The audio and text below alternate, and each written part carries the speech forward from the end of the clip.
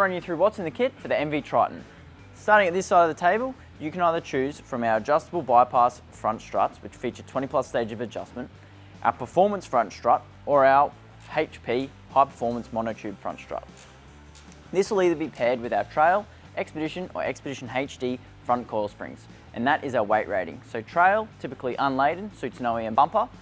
Expedition suits a bull bar. Expedition HD, typically a bull bar and a winch.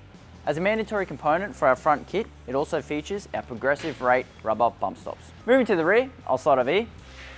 Similar to the front, in the rear you can either choose from our adjustable bypass rear shock absorber, which features that 20+ stages of adjustment, our performance rear shock, or our high performance, high pressure monotube rear shock absorber.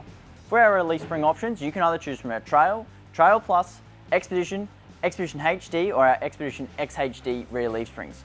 So with that Trail Plus, that leaf has been designed and engineered to accommodate the extra weight associated with the GSR variant. So that is the additional weight that comes from that roller shutter.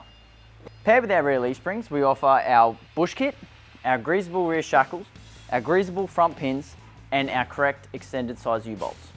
That concludes what's in the kit. Now I'll run you through the optional extras. Currently what we have on offer as an optional extra for the MV Triton are our extended progressive rate rear bump stops. So rather than getting that hard contact from your OE bump stop, there is a progressive rate and will soak up those unexpected whoops.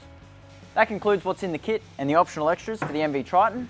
For more information and to find your local dealer, please visit outbackarmour.com.au. See you next time.